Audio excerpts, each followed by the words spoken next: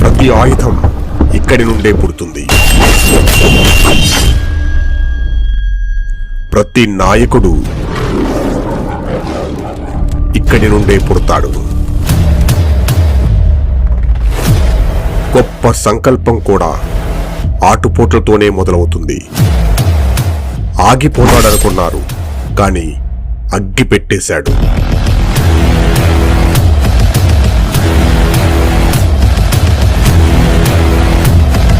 కృంగిపోతాడనుకున్నారు, కానీ పూసాలు కదిలించాడు.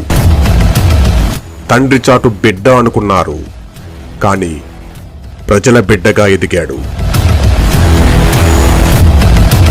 వామనుడనుకొని ఒక్క అడుగు ఇస్తే విశ్వరూపంతో కబళి